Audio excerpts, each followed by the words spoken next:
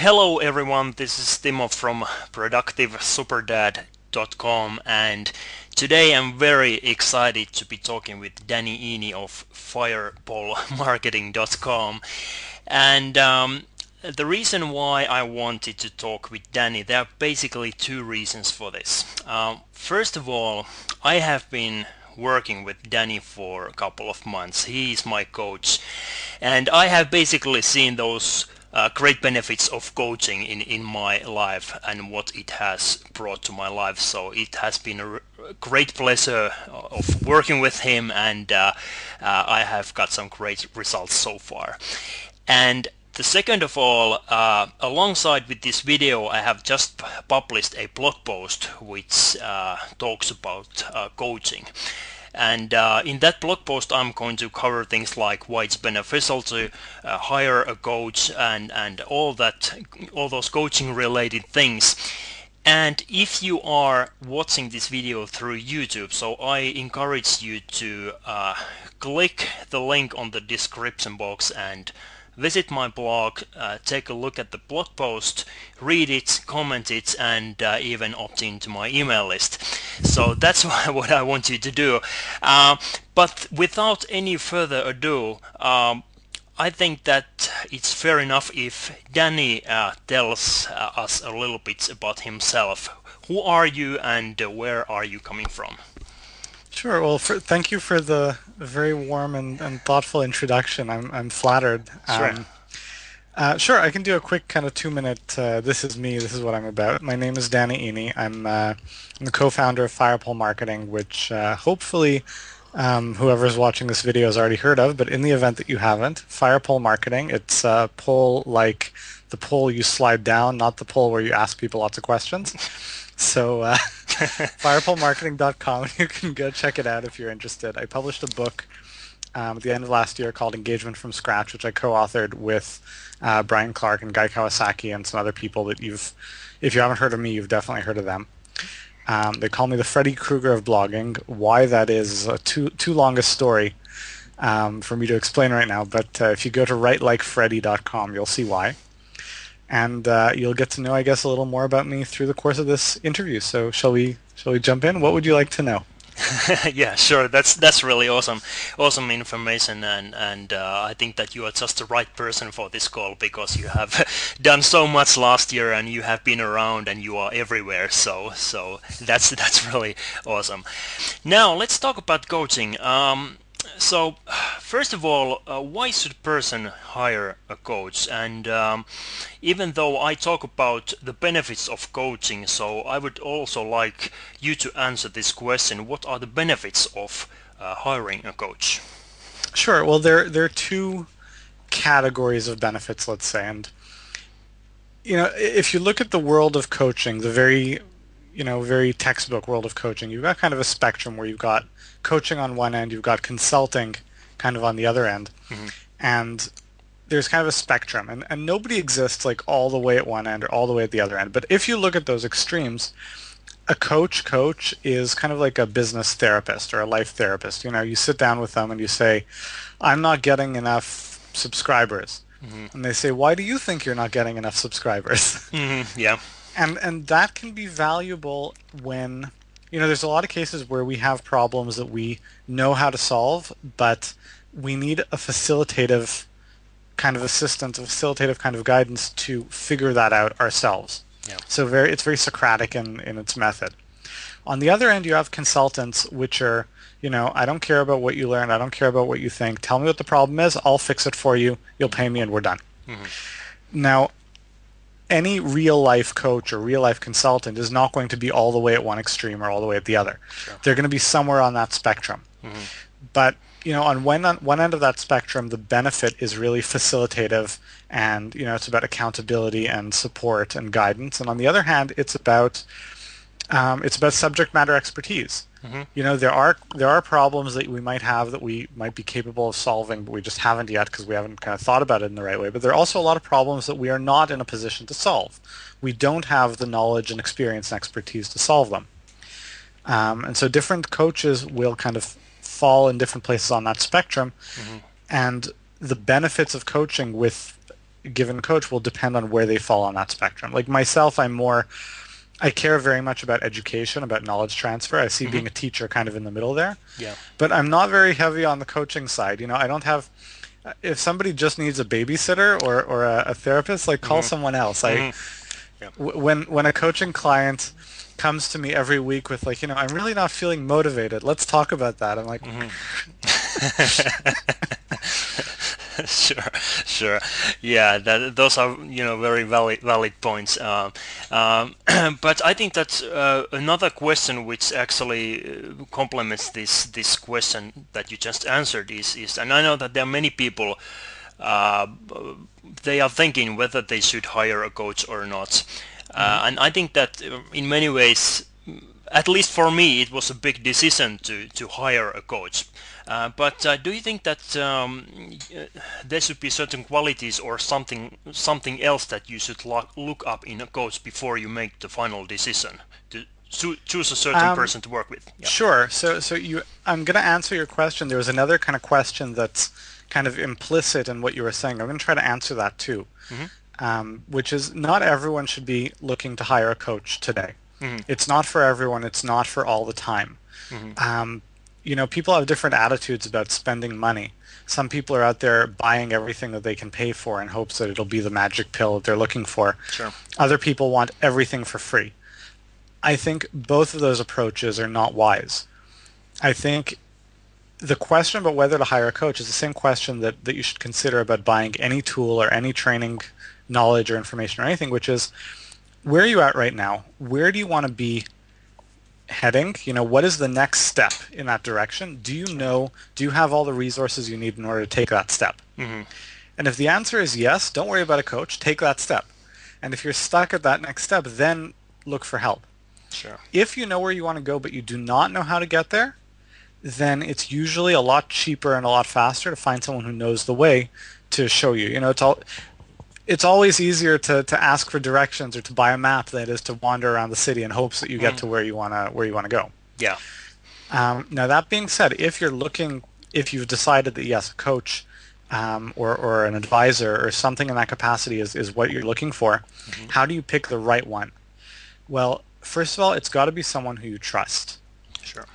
There's a lot of people out there. There's a lot of so-called experts. I'm in the marketing space, and in this industry, in everything broadly related to it, marketing, blogging, social media, call it whatever you want, there aren't any serious certifications. I mean, yes, you can have I have an MBA from a fairly well-known school, and I can tell you firsthand that it is the least valuable of the experience that I've acquired. These credentials, the few that they don't tell you very much about how much somebody knows. Sure. Which means anybody can say, I'm a consultant, I'm a coach, I'm an expert in this. And so you need to do your own kind of evaluation. So look at what they're telling you. And I always say, try to just go with the common sense approach. Don't worry about credentials. Don't worry about any of that kind of stuff. Look at what they're telling you. And don't try to convince them, because they've been doing this for longer, probably. They have more experience than you. And in a disagreement, the person with the stronger frame usually wins. So it's not about can you convince them or can they convince you? It's about, think about what they're saying. Does it make sense? Does what they're explaining, does it add up? Does it make rational, logical sense to you? Does it, if you have to take everything they said and you had to explain it to your spouse or to your friend or to your colleague at work, does it make sense to you enough that you could explain it with them being like, that doesn't make any sense, you're crazy. Yeah. Something's not adding up. So it's got to make sense. And if it makes sense to you, it means that they can communicate and teach and transmit that information in a way that will be of value to you. Because you don't just want someone who's going to say, this is the next step, go do it. You want someone that after yes, you want that guidance, of course, but after you've taken that next step, you should understand why you did it, and you should be better positioned to make decisions going forward. That's something that's very important to me with my coaching students. I'm not looking to build successful businesses. I'm looking to build successful business people, which is a small distinction, but I think it's an important distinction. Sure. So you've got to trust them. Their style has to resonate. You've got to be able to just understand what they're saying has to make sense. And then they have to be available. Yeah, And exactly. that's a function of scale, and it's a function of work ethic. Hmm. And there is a difficult kind of spectrum, because you'll see most people on the scale, they start out, they don't really know what they're doing. And as they acquire skills and expertise, they start getting good, Hmm. and they start becoming more and more in demand. And as they become more in demand, supply and demand, their rates are going to start going up. They're going to be more and more expensive, more and more inaccessible. Hmm. And some people, as they kind of ride that escalator, their rates might get more expensive because they have to justify, the time. But when they're putting in the time, they're with you 100%. Sure. They're completely behind you. And this is the way I try to be with all of my coaching clients and all of my students. When someone has made a commitment to say, I'm going to put this money and this time on the table because you have promised to guide me along the way, I take that as a very serious responsibility. Sure. Whereas I know that there are a lot of other people who are like that, but there are also a lot who aren't, where, you pay a lot of money for an hour of their time. Hmm. And yes, you're only paying for an hour of their time, but you expect to have some follow-up. You expect to have some connection. And, it's, oh, time's up. You can buy another hour if you like, but talk to my VA Hmm. if you want to Yeah. schedule something. You're going to need a little bit of extra help. A good coach, a good consultant will recognize that whatever the block of time that you're purchasing, whether it's a monthly package or it's they're buying a session. I have my 45-minute borrow your brain session. Anyone can go Hmm. to, on FirepoleMarketing, just go to, I don't remember where, somewhere on the site. You can find Hmm. a link. Sure. You find the page. You press a button, buy 45 minutes of my time. Hmm. But I know that 45 minutes means sometimes it'll spill to 50 or an hour, and it means there'll be some follow-up email. Hmm. My purpose is not to get to 45 minutes and say, okay, you're done. My purpose is to deliver the value they would expect to receive in a 45-minute period with whatever goes with that. Like, there's an implicit promise that has to be, people have to be on the same page about. Hmm. Sure. Yeah, I think that was a great answer, and you brought up great points. I think that the trust part is very important.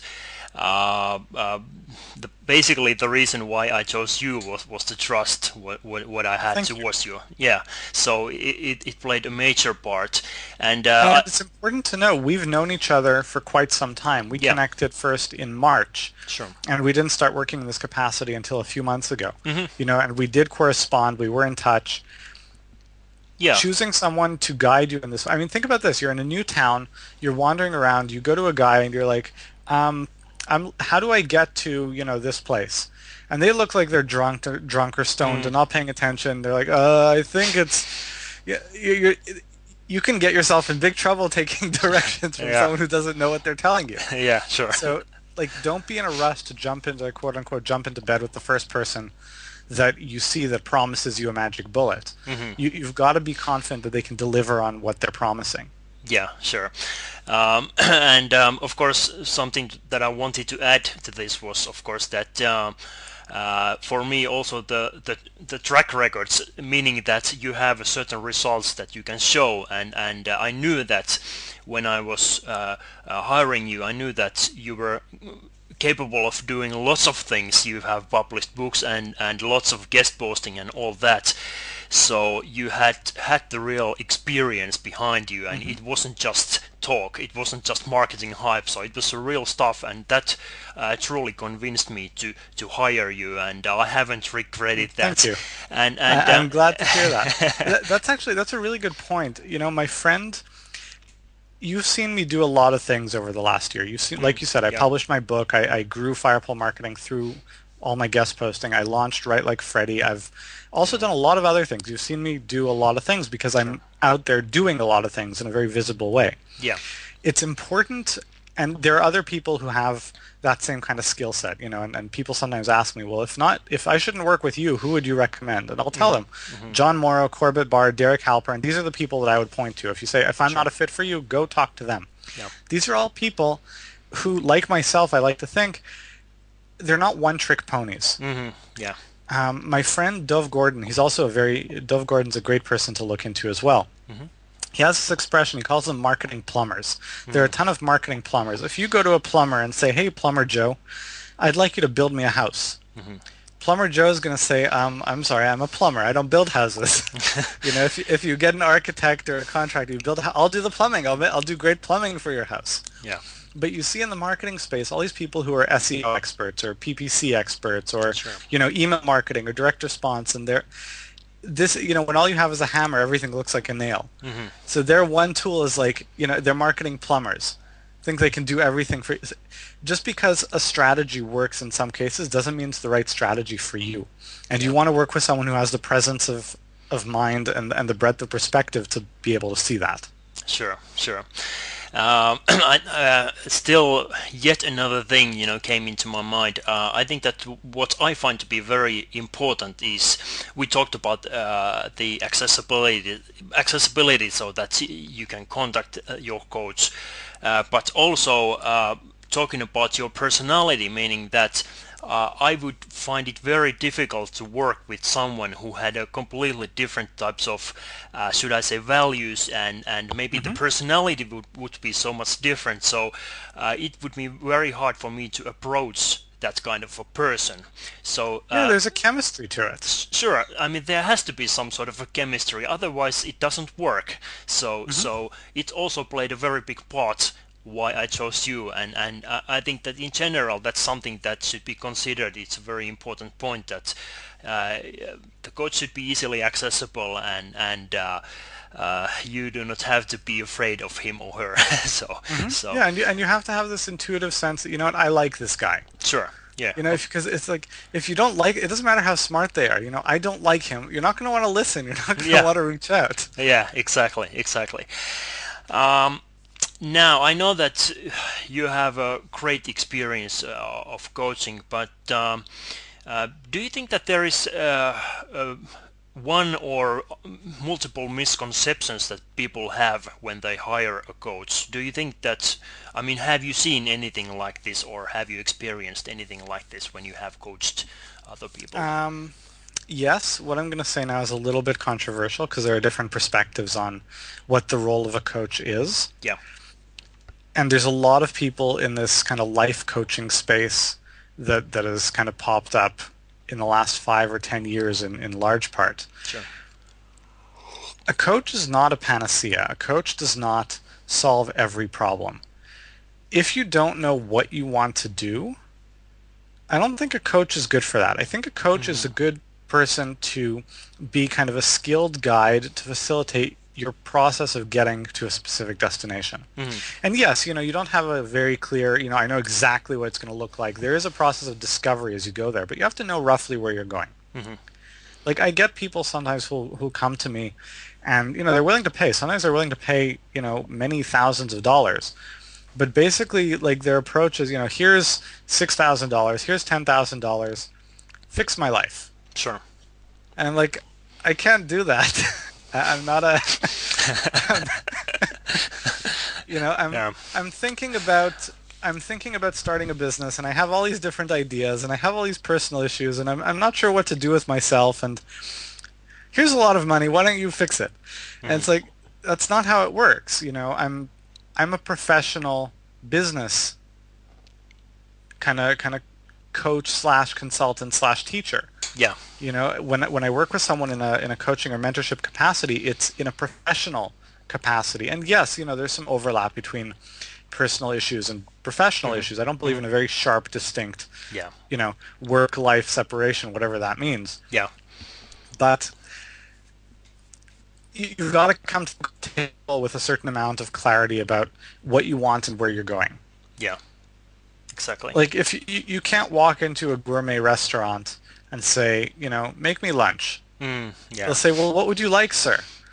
You'll say, I don't know, but here's a lot of money. Just bring me make it good. Yeah. Yeah. Some people would, some chefs would say, well, a lot of people seem to like this, so let me, prepare something for you. I'll take care of it. But lunch is a pretty low commitment thing. If you're looking at a business, if you're looking even in the life coaching space, there are some people who are very good at this, right? If you're looking at creating a lifestyle, creating a change in your life, this is a very high commitment thing that you're stuck with for a long time. That is not something that anybody but you should be taking responsibility to shape for you. Sure. So if you don't know what you're I mean, it's sometimes worthwhile to have a facilitative process to help you find, what is your passion, what are you excited about, but someone else can't tell you what those things will be. Yeah, exactly, exactly. Uh, uh, Now, let's take another angle to this discussion. And so far, we have been talking about why it's beneficial to have a coach. Uh, but I mean, do you think that there are circumstances when you shouldn't hire a coach? Hmm. Do you think that certain people can live without a coach? What's Absolutely. Yeah, I think at the end of the day, you want to find solutions to problems. yeah. And often going to someone who knows is the faster, cheaper, better way of getting those solutions. But if you can't afford it, figure it out yourself. It's totally doable. A lot of people do it. In a lot of ways, I have done it, though I have relied on a lot of advice and support, particularly from Derek, Corbett, and John. Yeah. So, I mean, I do reach out to people, but I do figure a lot on my own. I do experiment, so that's completely fine. But also there's a risk of relying on the coach too much. Yeah. A coach's job is not to think for you, but sometimes that's what kind of ends up happening. And there is a tendency to bring more and more problems to the coach, whereas you should be bringing less and less problems, just more and more complex problems, Hmm. because you should be able to handle more and more by yourself. Um, a coach's job should not be accountability. Like, there is accountability inherent in the coaching relationship, but a Hmm. coach is not a babysitter. Yeah, sure. Um, I had a colleague once. I have a background in martial arts. I used to teach martial arts for a long time. Hmm. So I had a colleague who was also, he was doing the same. He would do private lessons, Hmm. and he would say he has a sliding scale in prices Hmm. based on how much he enjoys working with someone and how much benefit he feels they're getting. If they're working hard and they're training and they're learning, that's great. If they just want him around to count the exercises for them, Hmm. he's like, well, then I'm going to be a really expensive counter. Yeah, exactly. Exactly. Yeah, it's sometimes I feel that people don't quite realize. I mean, when they start a coaching relationship, that it's really like a two-way street. So that there are two players in that game, and Hmm. both of them have to do their part. So the coach is not necessarily the person who is solving all the problems, but uh, by his presence or her presence, he's able to actually give new ideas. Like what has happened to me a couple of times is that even if you didn't realize this by yourself, but when I was talking with you, and certain new ideas popped into my head. Hmm. So that's a really great thing. But definitely, like you should understand that when you hire a coach, so that like you said, that coach is not a babysitter, and also it's not your VA, virtual assistant, meaning that you have to do your part as well. Yeah, And absolutely. it's plain stupid to pay, like, I don't know, like thousands of dollars per month, and then you're not willing to do your part. So Yeah, so it's really ridiculous. But some people kind of think, well, I'm paying this much money, they must take care of it. yeah, sure, But exactly. that's not how it works. A coaching relationship, almost by definition, means you are doing the work. The coach it's an advisory role. Yeah, exactly. Now we That's, by the way, yeah, that's sure. another important point, because you asked what's another situation. If you don't have time to do the work, Mm, then this is probably not a good time for coaching. Like, yeah. if it's, let's say, a bi-weekly coaching program, so you meet with someone every 2 weeks, Hmm. and you only have 2 hours to work in between sessions, then it's probably not a good use of your time. Yeah. You have to have enough time to put all this into practice and do the work and come to the table with new questions. Otherwise, it's going to keep going in circles. Yeah, exactly. I agree. I agree.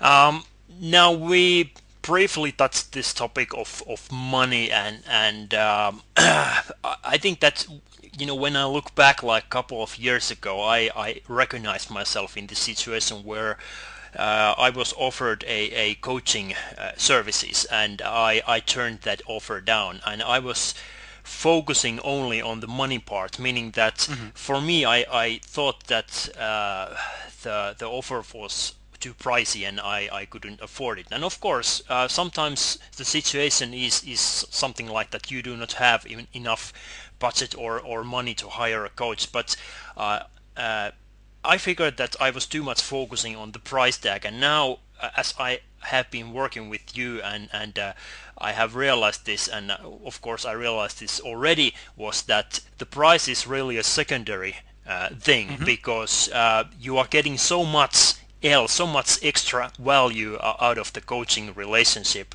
But do you think that, I mean, what would you say for a person who really is focusing on the price tag only and is not willing to hire a coach, and he or she is saying basically that I can't do it, it's too expensive? Do you think that, I mean, how would you justify that price for that kind of a person? I think I see that all the time. Less and less so. Like, the people who don't want to spend any money, they don't bother to email me anymore, which is kind of nice. But it's the wrong focus. Yeah. Like, I see it particularly less so with business people, more so in the blogging space, where people start a blog and then they want to monetize it, whatever that means, as opposed to recognizing that they're starting a business as just a component of a business. Yeah. In the blogging space, there's this perception that you should be able to just get rich overnight, or even if it takes a long time, it shouldn't cost anything. Yeah, Until this blog is making money, I'm not going to put money into it. I'll spend the money I make. Yeah.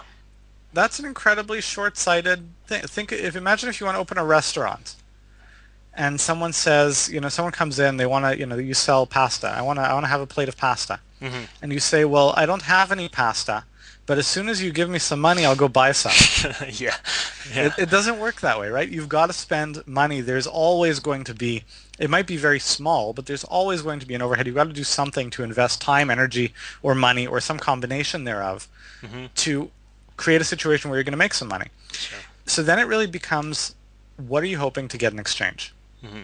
And how confident are you that you're going to get it? And I wrote a post a while back. It's called Calling Bullshit on the Lie Your Prospects Tell You. When someone says, I can't afford it, it's sometimes true, especially if you're dealing with very expensive things, but in most cases it's not true. Yeah. I can't afford it is usually code for one or two things. Either I don't believe you can deliver on what you're promising, Yeah. or I don't really want what you're promising. So I don't believe you could mean that you don't trust the person. We've got to explore why that is. It could mean that you don't trust yourself, especially in a coaching capacity where you have to do the work. It's like, I'm sure they'll give me great advice, but I'm going to have to do the work. I don't want to do the work. So it's like, think about how committed you really are to what you want to achieve. Yeah. Think about, do you really want the outcome that you're describing? Do you want all the work that comes with it? Do you want everything goes with it? Is that what you want? And that's a serious question to ask. But if it's what you want, do a simple cost benefit over the coming 6 months, 12 months, whatever your time horizon is. What are you hoping to create? And people will come to me. Sometimes they say, I want to create full-time income, $5,000 a month, let's say. Yeah. I say, no problem. We can get on the phone every 2 weeks, half an hour, 45 minutes. I'll support you by email in between. Costs $500 a month.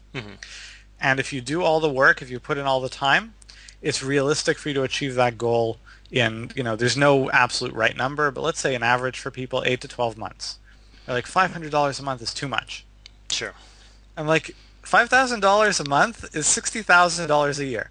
A year from now, you want to be making $60,000 a year. Yeah, exactly. And you don't want to pay $500. Then it doesn't add up. Yeah. Yeah. Exactly. Yeah, I think that's a great point, and it seems that many times people fail to understand that when you hire a coach, it's an investment, meaning that most likely if you are willing to do the work and you are willing to put the hours in, and of course it means that your coach knows what he or she is doing, so most likely you are going to make quite a lot of more money than just the coaching fee. So you are actually going to, it's an investment, and you are going to that money back, so that's something very, very important to remember. And then another thing that I just realized is that I have pretty much lost account how much money I have spent on different internet marketing and training programs and ebooks and all that. And I think that if people would stop for a moment and realize this, they would clearly see that they could easily afford of hiring a coach, because they have already spent so much money on those things, and most likely they haven't got any great results, following Or they that. wouldn't be looking, right? Yeah, exactly. And also a very, very important thing to remember is that when you have a coach, it's like you have this personal access to someone else's brain capacities, meaning that it's much more powerful than just trying to apply a training program, which in most of the cases, I'm not talking about all of them, but in most of the cases it's just like out of the box thing where it is a very generic in nature, and the training program may not meet your personal needs, whereas when you work with a real human, so you get this personal access, and he or she is able to see your situation, and he's able to give you some. I'll tell you, I probably 2 years ago or so, I don't remember when this would be, a year and a half maybe, yeah, almost 2 years ago, I joined John Morrow's guest blogging program. This was his inaugural class. Yeah. And he had this at the time. He doesn't do this anymore because he can't justify the time, but he let people sign up for a kind of mastermind coaching group for the people who were very committed out of his program. Yeah. So I joined this group, and there were, bi-weekly Q&A calls, and part of it was that once a month you can get on the phone with them for half an hour. I didn't even take advantage of this every month. Yeah. I just kept paying the amount of money every month because it was very valuable to me that when I needed it, I could say, John, let's get on the phone. I need your advice about something. Yeah.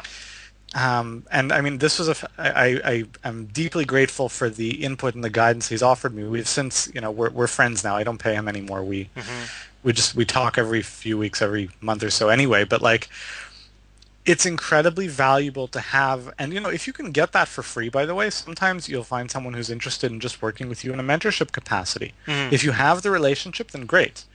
But if not, it is absolutely worth paying for. Sure. Now, we are almost about to finish this interview, and there has been lots of interesting discussion going on, and lots of great new ideas I have got into my head. But I wanted to ask this last question, and yet again I'm actually changing the angle a little bit, and I think that you already talked a little bit about this. But let's say that if I wanted to start a coaching service, or I wanted to offer coaching for my readers, for example. So do you think that I should have certain qualifications? Like you already talked about this, but yet I still want to know, do I need to have certain type of qualifications before I tell to people that, hey, I start coaching you, and I'm a coach and all that, or is it just like an announcement that on your blog that you're saying that, hey, I have like 5 coaching spots free, and join me, and let's talk and all that? So what do you think about this? That's okay. So you never want to say, hey, I've got 5 coaching spots. Yeah. If you're a big celebrity, then people, if John Morrow says that, 5 people will jump on it for sure. Yeah, sure. But for the most part, people want to buy outcomes. Exactly. You're coaching them to achieve an outcome. And so then the question becomes, what outcome are you very confident that you can deliver? That they want, of course. Yeah. And how sure are you that you can deliver that outcome? If you're sure, if you're like, look, I know that my readers, they're here, they read my stuff because they have issues with being productivity. They want to do a lot of things, they want to achieve a lot of things. Yep. They've got a lot of balls in the air, they've got a spouse, they've got kids, they've got all these things going on, probably a job, probably some kind of project they're running. It's a lot to manage, and they want to know how to manage that. Sure. And I know for a fact that I can help them with it. I can get them massive, significant results. Then jump on it. Offer it because you're promising something that they want to buy. But you can't, I mean, this isn't even it's a basic human integrity thing. Don't promise something you can't deliver. Like we Sure. learned that when we were 4 years old. Yeah. So, so that's what it comes down to. Yeah. Yeah. And people who want to transition to coaching start with, reach out to, and I'll tell this to people sometimes, you don't Hmm. have to jump from 0 to 60 in overnight. Hmm. Reach out to your list, say, this is something I'm looking to take this is a direction I'm looking to take my business in. Hmm. I want to develop some case studies.